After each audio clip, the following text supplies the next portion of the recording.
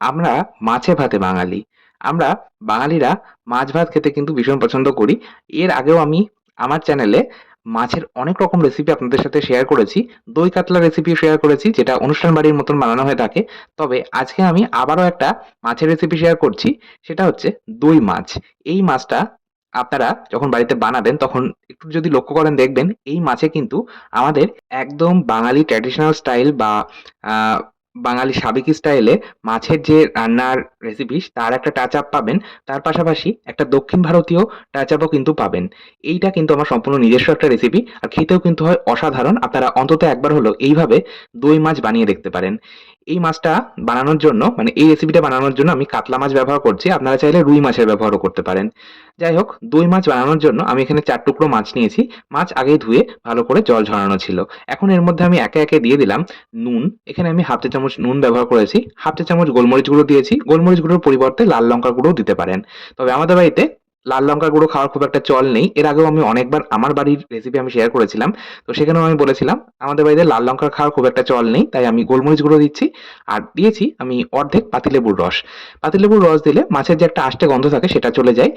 আর তবে যদি আপনারা এই মাছের রেসিপিটা একটু বেশি পরিমাণে বানাতে চান, মানে মাছের সংখ্যা যদি বেশি হয়, মাছের টুকরোর সংখ্যা, সেক্ষেত্রে আপনারা কিন্তু চাইলে পাতিলেবুর রসের পরিবর্তে আপনারা মোটামুটি মাছ ম্যারিনেট করার আগে মানে নুন, গোলমরিচ গুঁড়ো মাখানোর আগে আপনারা ৩০ মিনিট আগে ভিনিগার জলে মাছ ভিজিয়ে রাখবেন। তারপর জল থেকে ছেঁকে তুলে নুন, গোলমরিচ গুঁড়ো মাখিয়ে নিতে পারেন। সেক্ষেত্রে আর কিন্তু পাতিলেবুর রস ব্যবহার করার প্রয়োজন পড়বে না।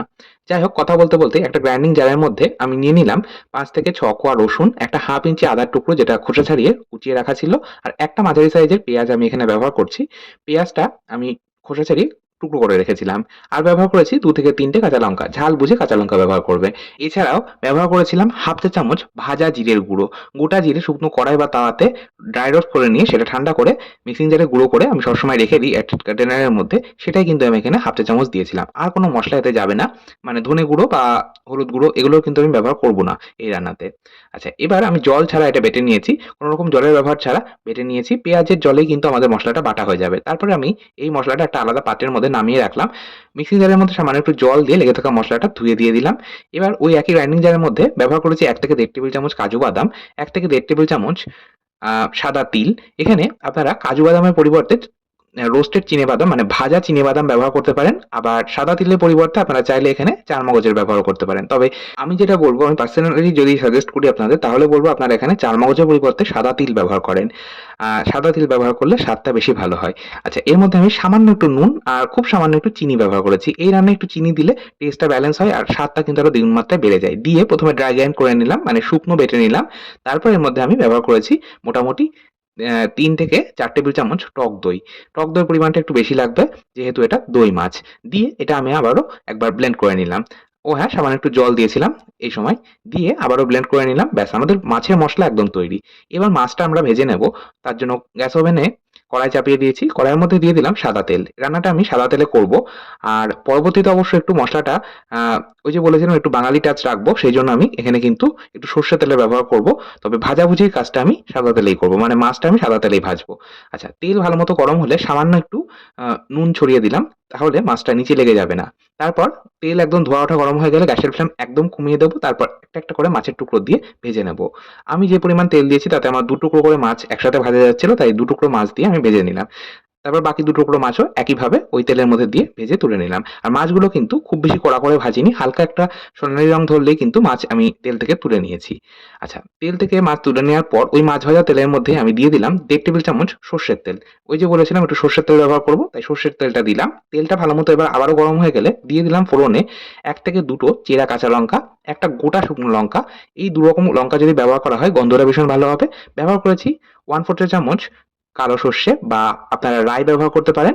আর ব্যবহার করেছি সামান্য একটু গোটা জিরে, ওই ধরুন ১/৪ চা চামচ মতন। আর ব্যবহার করেছি এখানে কারি পাতা।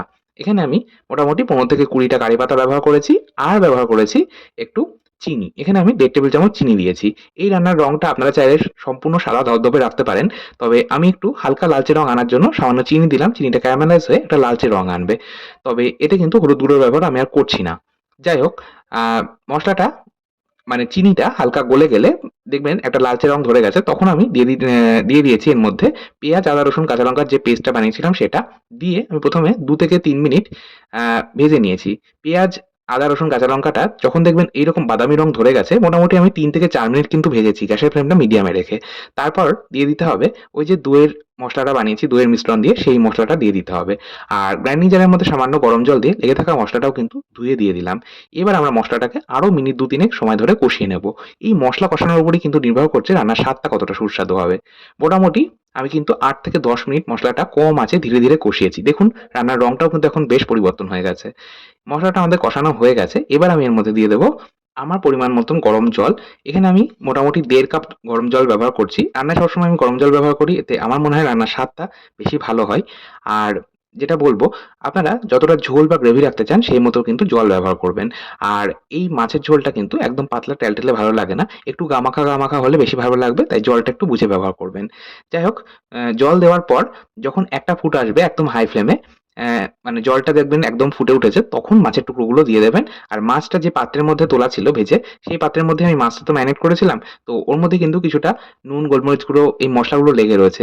মাছের জলটা রয়েছে। তো সেইজন্য ওর মধ্যেই সামান্য একটু জল দিয়ে লেগে থাকা মসলাটা ধুয়ে দিয়ে দিলাম। মানে বাটি ধোয়া জল দিলাম। এবার মাছের টুকরোগুলো দেওয়ার পর আমি মোটামুটি ৭ থেকে ৮ মিনিট এটা মিডিয়াম আঁচে ফুটিয়ে নেব। তাহলেই আমাদের মাছের ঝোল একদম তৈরি হয়ে যাবে বা দই মাছ একদম তৈরি হয়ে যাবে। তবে সবশেষে গ্যাসের ফ্লেম বন্ধ করে নামানোর আগে ওপর থেকে একটু গরম মসলার গুঁড়ো ছড়িয়ে দেবো আর অল্প একটু ঘি ছড়িয়ে দেবো। ব্যাস আমাদের দই মাছ একদম তৈরি। খেতে কিন্তু অসাধারণ হয়। আপনারা অবশ্যই একবার এইভাবে বাড়িতে বানিয়ে দেখতে পারেন। আশা করছি আপনাদের ভীষণ ভালো লাগবে। যেকোনো রাইস আইটেমের সাথে এটা পরিবেশন করতে পারেন।